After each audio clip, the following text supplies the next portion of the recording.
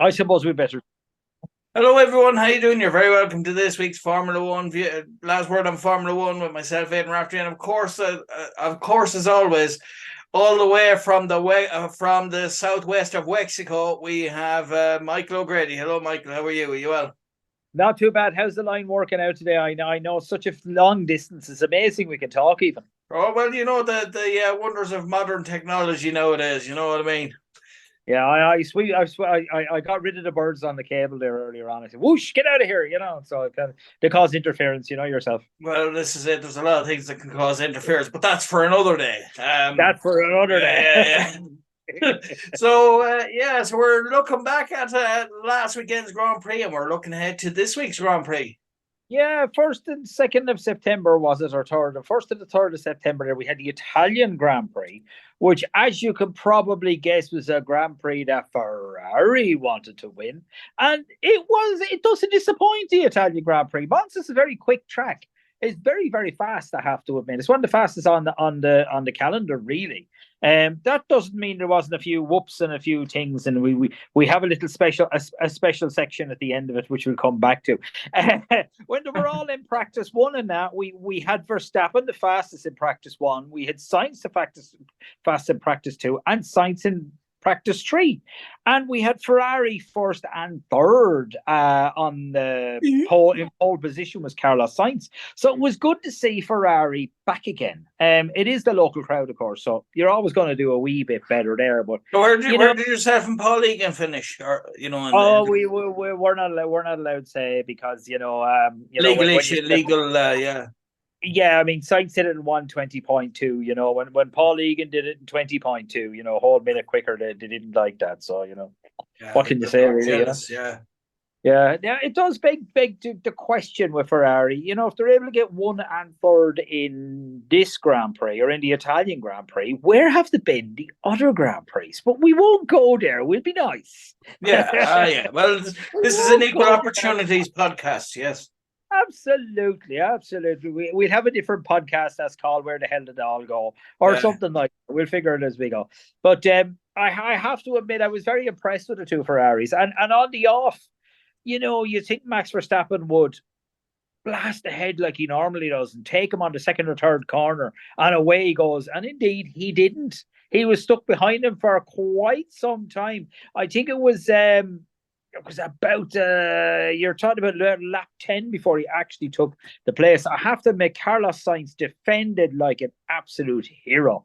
That man did a magnificent job. The Ferrari crowd were absolutely loving them. It was nice to see it on the track, to be quite honest with you. But everybody on the off did kind of stayed the same.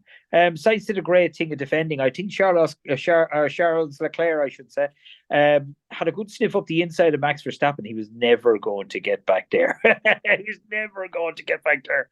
But now it didn't stop him trying, and it didn't stop Exactly. You have to admire the man. You do. When he had him looking in his rear view mirrors and going a bit defensive. So that was a good sign, at least, that there's something in Ferrari that's working that weekend. It's a pity there's something in Ferrari can't be tweaked to work every weekend, but we won't go there. Yourself. It would probably make races a lot more interesting if that was the case. Well, it would do, yeah, but you'd have to say to Max now. Max was definitely playing the long game. Sainz was in front of him, but he wasn't too overly worried about that. I suppose he knew eventually he'd get a chance to pounce by or changing tires, because Sainz was absolutely brutalizing his poor tires. They had a sad face on them when he did come in for a pit stop. But Max was kind of staying behind, not letting his tires get too well worn, really, making sure he had a bit more tire on the going as he was going around the track, while Sainz was having trouble staying on the track after a certain amount of time. So we can't really, I think everyone was expecting wheel to wheel racing with the first two. You didn't really get it for a while. He just kind of bided his time, which was great to see. And that Ferrari, I have to admit, it is so fast in a straight line. Max would close and close and close, and then Sainz would go. Max would have his DRS, and he was closing on Ferrari, but not by as much as he should have been. So do you think it went kind of like we say how we were saying last week? did it go according to plan in that sense, or like more or less how you thought it would go, or did all hell break loose at certain points, or from that point of view, the way I like to get these little pointers out. Hell always breaks loose every now and again. It did go much, I'd say, it did go much according to plan, but I don't think anybody expected a Ferrari to be ahead of Max Verstappen on the opening lap, on pole position, a Ferrari. I did expect Ferrari to do better. Absolutely, I did. And I think everybody, their own home race. Yes, if they didn't do well in Monza now, they'd be lynched. There is actually 2 Italian races, and at one stage it used to be 3, believe it or not. But Monza is kind of the Italian Grand Prix, whereas the other one's called a European Grand Prix, so it's the one where they really want to do well. And I mean, it's a stone's throw away from Maranello too, so I'm sure they've had plenty of practice on that particular track. But it was great to see it, and it was great to see actually Sergio Perez got left out a bit at the start. He qualified in, as he's looking down now, so he doesn't get it wrong, 5th place with George Russell ahead of him. George Russell actually qualified well ahead of his teammate Lewis Hamilton in 8th as well. So that was a curious situation. Time-wise for the qualifiers there, was it more or less what we said the time would be? Do you remember? Because it is one of those type of tracks. Was it more or less the same time that we thought it would be? It was probably a little quicker. I won 20.2 now. I won 20.3 for argument's sake. Was Sainz. Now there was less than, I think, a few hundredths of a second between him and Max Verstappen, and there wasn't much between Charles Leclerc behind. I think I expected it to be about maybe half a second a lap. Yeah. Lower than that doesn't sound like an awful lot, but in a Formula One car, that's huge. That's absolutely massive amounts of space. So I mean, no, in that point of view, that kind of perspective, no, I didn't expect it to go so fast. I'm not complaining. I'm not complaining. I'll put it like that to you. Feel the need for speed kind of thing. Yeah, absolutely. Ferrari, not the drug now, not the drug. I mean, speed. I got you that one. Yeah. Just for our listeners there, just in case. He's doing the Top Gun quote. Yeah. You've watched that film too many times at that stage. So, yeah. There was a bit of a silly bugger moment, I thought, around lap 18 with Ferrari, because sort of Charles Leclerc had caught up on Sainz and was right on top of him. Right on top of him. And Sainz had kind of wrecked his tires trying to keep Max Verstappen at bay. And Max had eventually got by, which, we all would have assumed he would. But then kind of it got to the situation where there was kind of a few calls going, and that Leclerc was faster, but, could get side by side, but couldn't get all the way past. And he was definitely faster. So, I mean, Ferrari should have swapped the two around. Again, it's they did so well at the start and everyone was so pleased. And then around lap 18, it's kind of, well, everybody's scratching their heads, really. And that went on for the entire race. The two of them just knocking heads off each other the whole time, Leclerc trying to get ahead of Sainz, Sainz trying to get back ahead of Leclerc again. It was great for a Ferrari perspective if you're wanting to see which Ferrari driver won. But, at the same time, it wasn't great for race tactics. I mean, I think if they had have done it right, as it was, Red Bull came first and second, and Ferrari came third and fourth. But I think if they didn't fight each other as much and kind of worked together more, right? You're faster than me, you go ahead. You know what I mean? Right, I'm blocking behind for you. One of them could have definitely got second, because, Checo Perez was a bit on the back foot in 5th place. He didn't have the easiest time in the world getting past George Russell, and it took him quite some time to catch up with the Ferrari. So, I mean, if they had played it a bit more strategic and a bit more talk together, work it out together, one of us is going to finish second, let's just one of us finish second instead of fighting over who it's going to be, Yeah. I think they could have done an awful lot more. Yeah, it was great entertainment. It was great entertainment. I have, so I mean, if they're let me entertain you, they did a great job. But for a strategy, I thought, yeah, it's not the greatest idea in the world, if you get me, It's just I just thought they could have done a bit better. It would have probably been better letting Leclerc go with a faster car, and then as Checo Perez catches up, kind of block him with Sainz and slow him right down. Make sure he doesn't get second place. Yeah. But look, it's Ferrari obviously knows something we don't. Well, that's from what you're saying there, it seemed to have been an extremely tactical race. It was a very tactical, not an awful lot really. It was entertaining to watch. Yeah. I would say not an awful lot shifted left, right, and centre, but it was the Ferraris. I think if maybe the idea was to get airplay. You never know, because sometimes, when your car is up and you're on the screen more, the advertisers are getting more bang for their buck because you're on the screen the whole time. Your car is there, so everyone can see, your advertisement. Maybe that was part of it, for all I know. I didn't get it. I don't think the driver is thinking like that. The driver is just thinking, I want to win this blooming race. Yeah, he's not worried about the advertisement or what airtime the sponsors are getting. That's up to the big boys to worry about. Absolutely. Well, you'd have to say for Ferrari, from that display alone and from previous times, they definitely have two drivers that are as good as each other. Yeah. They have two guys at the top of their game now at the minute. They just need to give them the car and stop making the silly judgment calls, I have to admit. Another one I thought was quite peculiar.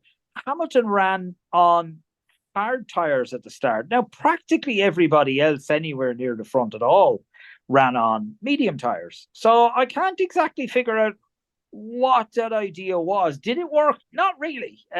He only came in after 28 laps. Now, if you're going to run a one-stop strategy, which this race is, you'd want to be running your hard tyres till about lap 38. That's what most. Who was it, do you think, that made that decision about the tyres? Was it the engineers, or was it Lewis himself, or was it? I'd say it was a bit of a chatting amongst them all and deciding to go tactical, since he started off in 8th. I think that was the idea behind it. Now, we did do better in the long run, but I just thought, starting on the hard tyres, great idea. Everyone else on mediums. If you can keep up on those hard tyres to the guys on mediums around you, maybe only lose one place. Well, then when they're all on hard tyres, you're on medium tyres. That would be the concept. But he came in 10 laps too early. So, you were talking about 2 stops then, you know what I mean? And everyone else is on 1 stop. It made absolutely no sense if he was going to run the tyres down that quickly, driving that hard. He should have just, he needed to take a chill pill and not drive the car as hard, if you get me. If you're going to go and move over onto that, I know the cars are built for speed and all that, but imagine if he was driving that hard, it's wondering the engine could have blown or whatever. Something could happen. It's a possibility, yeah, but it's more a concern for the tyres more so than anything else. Really, for that sort of situation, especially when you're supposed to be like mid-30s on the with the tyres and you're not. It's kind of a scratch the head what's going on here. You're supposed to be taking a little bit easier than that, but look, it is what it is. The other thing I noticed as well about the two Ferraris dicing with each other, of course, is they're slowing each other down the whole time, which let, Perez on by. He didn't get a massive lead, it has to be said, but significant enough, but did allow like Russell, Hamilton, Albon and people like that to close up.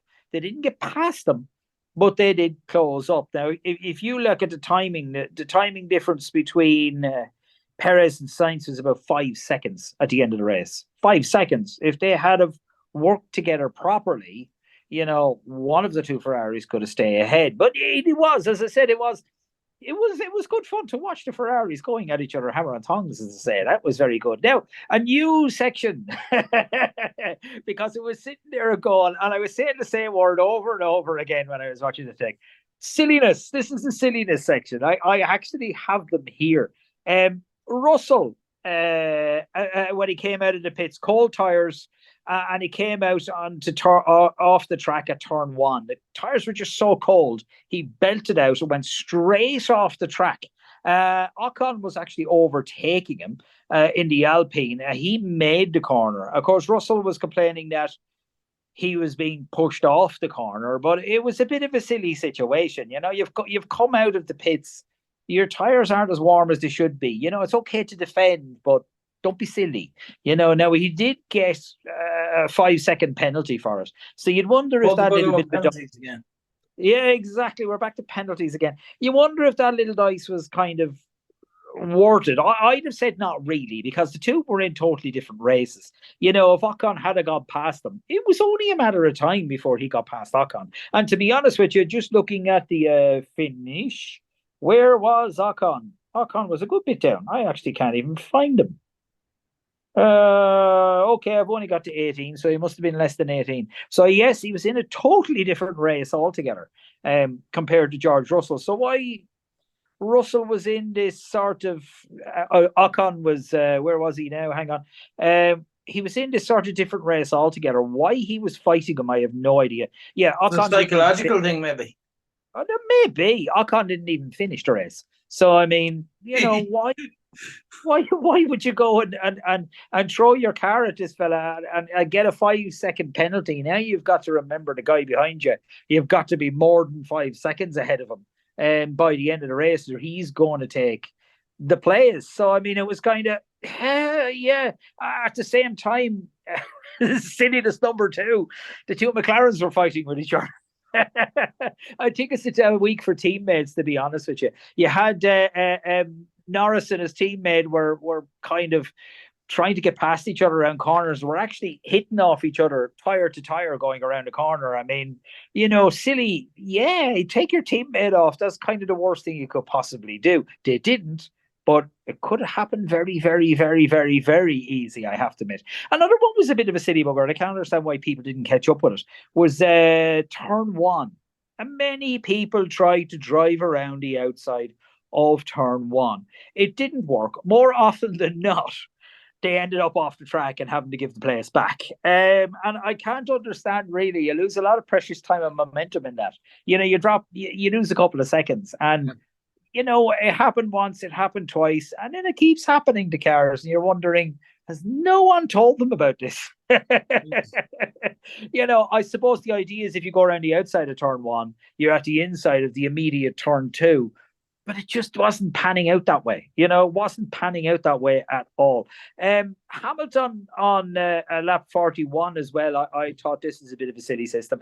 I have this one written down here. He tries to get past Piastri on turn 4. He puts himself on the inside Piastri beside him, and then he squeezed Piastri to the outside. It was just idiocy, because Piastri was on the outside and he pushed Piastri off the track, and then Piastri flicked because he was trying to keep the car on the track, and the two of them ended up sliding off the track. I mean, why? He had no real reason to squeeze him. He was getting past him. You know, why he'd push him in so hard? Was it like physics research or something? Oh, it could have been, you know that. Yeah, how much can I squeeze? Will the car get smaller if I close in on him? You know, I mean, in fairness to Piastri, he had nowhere to go. You know, nowhere to go. He was going to lose the place. He had no place to go, and I absolutely have no idea why Hamilton did it. Now, I have to admit, the incident went under investigation, and then Hamilton got a 5-second penalty for causing a collision. And basically, the two of them, again, tapping each other as they're going down along, like, you know what I mean? So, I mean, I thought that was way too lenient, I have to admit, because, you know, he was physically trying to push him off the track, and there was no need for it. He was getting ahead. Right. No way. Piastri wasn't going to make the next corner ahead of him. Not a chance in hell. I thought a 5-second penalty was far too lenient. I think you should have got a stop and go penalty, which would have been 5 seconds stationary, would have cost you about 15, 20 seconds. Personally, I just thought it was a bit dodgy. And the other silliness, of course, was that Valtteri Bottas and Sargent had a bit of argy-bargy. Race control even noted it as well. It seems like all the drivers were trying to increase their rebel status in this race. It was definitely rebel status, because I've another few items here that put down as a bit cheeky. There's only a cheeky section. cheeky folks. section. Cheeky, that's not a naughty, and it's not a serious naughty. So I mean, it's just cheeky. Okay. McLaren were having a bit of fun behind the Williams of Albon. As we all know, the Williams is a bit of a pocket rocket, and of course Norris couldn't get past them. So one lap in particular, Norris checked twice. Okay, coming in on this lap, and the lads go out into the pit lane, and he drives straight on by him to go back in again. I think they were trying to get Williams to cover him off and to pull into the pits, and he'd just go on by. A free overtake is a bit of a bluff, a little bit cheeky, I suppose, to a certain extent. But look, I suppose there's not much you can do about that, really, can you? Good stuff. Yeah, good stuff at the very end. It's just a couple of things stuck on to me. Hamilton with the last 5 laps was trying to take on Albon and the Williams, and I thought Albon did a fantastic job. There was no way Hamilton wasn't getting by him, but I mean, he had tires that were about 12 laps older. They just weren't in good condition, and yet that little rocket kept them fighting the whole time and making it a hard time for Hamilton to get by him. And of course, as we know, Max Verstappen made history by winning 10 consecutive races in a row. So there you go. So I suppose, when we come to the top 5 finish. The top 5 finish was Verstappen, Perez, Sainz, Leclerc, and Russell. So Russell again in front of his teammate. So Red Bull, Ferrari, Mercedes. There you go. There you go. So I suppose that brings us nicely on to the Singapore Grand Prix, and just to go, I suppose, through the qualifying and the practice. Practice 1 is on the 15th of September, 10:30 to 11:30. Practice 2 on the 15th of September as well, and that's from 2 to 3. And practice 3 on the 16th of September from 10:30 to 11:30. And then later on at 2:00 is that the juicy bits, as to say, the actual qualification of it from 2 to 5, and then the race is at 1:00. So I suppose your thoughts there on the qualifying. What are your expectations as regards fastest lap time, and what is the record time on this track? Well, I love this track. If you look at the plan of it, it's hard to call it anything other than a bicycle crash. Because you can't really see. It doesn't resemble anything. Maybe some sort of fruity can opener or something. I don't know. It's a fantastic track. The S is going up from turn 2 to turn 7, where the car's going left, right. It's a very dangerous bends there, and I think there's a bit of a junction there. There's kind of an X there. It's like a bit of a jump. Oh no, there's a bit of a barrier kind of there. There's a bridge. It's fantastic. It's just when you see sector 1, the car sweeping up along the hills, and then the end of sector 2 to sector 3, there's that big long straight that goes suddenly at 90 degrees to the right, and then into, I suppose, almost 90-degree turns to 16 and 17, curving all the way down to the finish line. I tell you, it's an amazing race to watch. Turn 11 as always throws up a few city buggers because it's a 180-degree turn and it's quite tight. And I would expect a lot of overtaking in turn 1 and turn 2, because I find once you get to the kind of left, right sequence, everybody tends to stay line astern unless somebody's really fancy a cheeky move up to one side. It is a fantastic little track, I have to admit. The lap record is 1:30.9 by Lewis Hamilton. We ain't going to see that this weekend. I think you'll be looking more to very, very, very low 1:32, maybe a 1:32 flat, perhaps this weekend. But it is an absolutely fantastic little race, I have to admit. Going since 1987, 53 laps, a circuit length of 5.8 and a little bit of change. I think this could be made fun. By the fact if there was a bit of rain involved. I know what he's talking about. And tire choice and I suppose pit stop tactics. What are your thoughts on all that? I know what he's thinking about now. There is an awful lot of turns in this particular Yeah. track. An awful lot of turns. And I would dare say you're looking at a three-stop strategy. Sometimes, or a two-stop strategy, sorry. Sometimes people try a one-stop strategy. No, very naughty. I wouldn't do that if I was them. Because it's just not going to be, it's not going to be a great situation. There's so many high-speed turns, those tires are going to practically be falling off by the time they're finished. Now, as for the weather, as you say, yes, it's going to rain all weekend. I bet the drivers aren't saying that. Well, Friday's going to be dry, but Saturday and Sunday. I'm sure Fernando Alonso, he had an abysmal time in Italy. Not the Red Bull, the Aston Martin doesn't seem to be as quick anymore as it used to be. But in the rain, as we saw 2 races ago, a man's a genius. So I'm sure he's there going, rain, yes, rain.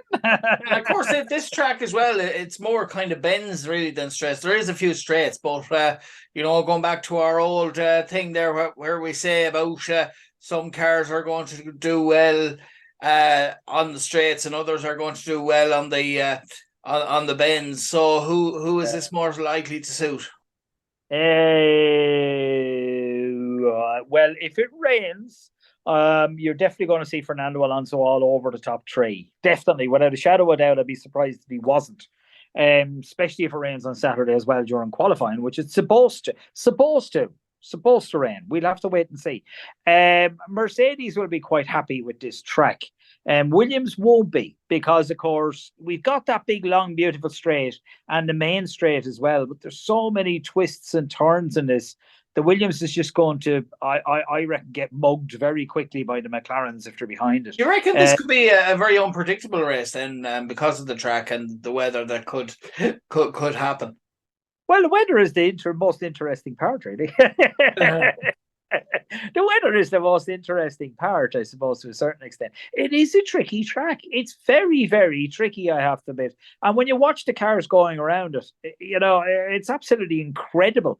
You don't even, when you're watching it, you're watching it live or whatever on the TV, you really have no concept, trust me, as to how fast these things are going around corners. They're just absolutely unbelievably quick.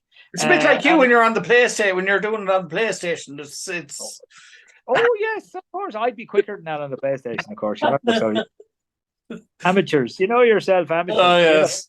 All that sort of crack. Yourself. Now, if you'd fancy a ticket and you're going to Monza, some of the tickets are actually quite cheap.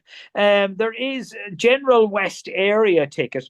It's only 41 quid each. Now, I have a friend who went to Monza with a general ticket, which was €50, and he said it was fantastic. All you could see was a colour blur going by, and that was kind of it. So if you're going to get tickets like that, just beware, as they say. Whereas if you want tickets for the race itself on the Sunday, the sort of more expensive, I'm going to get a nice seat. Well, you're going to spend an awful lot more money than that on that. You're looking at about, grandstand is 165 at the minute, not the main grandstand. That is actually sold out. That's 250 on the day just to get into that seat. So you're looking for somewhere in a decent area. You're looking for about 150 to 170 euros. Maybe your gaff. Your gaff. Yes, well, Rosfm do put us up in a very nice hotel, I have to admit. Now, was something worth noting here, because this really should have been put in the City Bugger section. Lewis Hamilton has been making some comments lately. Now, that's not like him to be commenting. That's not like him at all. He's been making a lot of comments. I'm just trying to find a comment here. He recently suggested that Verstappen, if I can pronounce it right, Verstappen's lack of competition within his team makes his dominance less appreciable, since Hamilton was paired up with some of the best drivers in F1 history during Mercedes' dominant years. Now, I don't think I'd put Valtteri Bottas. That's sour grapes, though, isn't it? Yeah, there's better drivers out there than Nico Rosberg and Valtteri Bottas and people like that. And I would like to put it out this way that Sergio Checo Perez is not exactly slow. As a matter of fact, that a lot of times he's been on top of Max. But it was a bad comment to make. It's like Toto Wolff there recently saying this year Formula One racing would be great if it wasn't for Red Bull. Are we getting? It's a wonder Lewis Hamilton didn't get penalty points for that. Oh, and I mean, it's just, well, I did like Max Verstappen, his comeback. He said maybe he's a little jealous of my current success. I did like that. I did like that. But I mean, between Toto Wolff kind of throwing Teddy out and complaining about Red Bull, and now Hamilton throwing Teddy out, complaining about Max Verstappen, trying to say he's not as good as he actually is, you begin to wonder, really. What exactly is going on there? Lewis has signed up for another 2 years. There was plenty of rumours abound, and all the rumours were quashed by any team they spoke to because they couldn't see any reason to take him on. So I don't know. Maybe he's, I know we all have the desire to win, but, pat in the back, Max Verstappen and Red Bull are doing a better job. Just go with it, lads, Yeah. But there you go. Another nice thing that happened. Sebastian Vettel immediately sent a very nice message, supposedly, saying how happy he is for Max Verstappen in a Red Bull to have won 10 races in a row, because, of course, Sebastian had the record with 9 races in a row, also in a Red Bull. So there you go. So and of course, Lewis sent his congratulations as well, obviously. Of course he did, yeah. And there was a great one-liner here from Christian Horner. It was, well, we've already ordered another cabinet and we've already filled it, so we'll deal with that at the end of the season. Asking how many more trophies we're going to get. Put an extension on. So, I suppose. So your prediction, I suppose, looking into your crystal ball there, the top 5 of who you're going to think the way it's going to come out on the race. Well, now, I do have to admit, Max Verstappen is expecting a tougher Singapore Grand Prix. Yeah, we all think you're going to win it, Max. I know you're trying to be nice and all that, but we all think you're going to win it. And I would say Checo Perez could be second. And if it's going to rain, I'd like to say a Ferrari in third, but I'd say you might see Fernando Alonso in third if it rains. And then I'd say after that, the next 4 places will be diced up between, or the next 5 places will be diced up between the 2 Mercedes, the 2 Ferraris, and probably Lando Norris, who is, the man's just on a roll at the minute. He's doing a fantastic job. You have to hand it to him. And the car's good. It's not as good as he's doing. It's an awful lot better than he's doing, if you ask me. He's doing a great job. Pat in the back, lad. I think a world champion in the future definitely becoming, on the cards for him, whether it's with McLaren or whether it's with someone else. But that's the way I see it. If it's raining, I'm going to just take a. Oh, the doggedness is coming out in me. I'm putting in Alonso. That's it. And just to take people through the standings as it is now. In first place at the top of the table is Max Verstappen. Now, there's a surprise at 364 points. In second place is Sergio Perez for Red Bull, his teammate there, on 219 points. That's a sizable gap. In third, then, Fernando Alonso for Aston Martin with 170, another bit of a gap. Fourth, then, is Lewis Hamilton for Mercedes, 164. In fifth, then, Carlos Sainz for Ferrari on 117. That's a bit of a gap as well. In sixth, then, is Charles Leclerc for Ferrari on 111. In seventh is George Russell for Mercedes on 109. In eighth, then, is Lando Norris for McLaren on 79 points. In ninth is Lance Stroll from Aston Martin on 47 points, and Pierre Gasly from Alpine on 37 points. So that's the standings. Just briefly there, with a minute and 56 seconds to go. What are your thoughts? My thoughts on that are, well, it's pretty much sticking with status quo at the minute. I'm sure Fernando Alonso had like a bit more of a gap between himself and Hamilton, because he's going to want to try and stay ahead, because it would be a fantastic fantastic results for Aston Martin to get third this year, if they at all possibly can. Now, with going back as well on something that would be quite interesting, with Max trying to extend to 11 wins, just remember the last 5 qualifying Singapore Grand Prix, 2016 to 2022, Max Verstappen was not pole. Ferrari, Charles Leclerc, the last 2. And the last 5 Singapore Grand Prix winners, Max Verstappen was not one of them. So we will have to see what's going to happen there. He didn't even finish any of, he didn't win any of those. So that's going to be a little interesting situation. Oh, well, that can be broken, I suppose, this weekend. So just to let people know there about the 50-50 draw here on Rosfm. It's one envelope for €2 or 3 for a £5, and the next draw is next Friday. So you can get an envelope in Rosfm or any of the outlets, or you can also enter online on www.rosfm.ie. So there you go, and you could be in with a chance of winning a nice little bit of money heading into the weekend, which would be great. So listen, thanks very much for taking the time out to do last word on Formula One, and we look forward to doing it all again next week and looking back on the Singapore Grand Prix. We will indeed. We will indeed. No problem. Thanks very much. And that was Michael O'Grady talking about all things Formula One.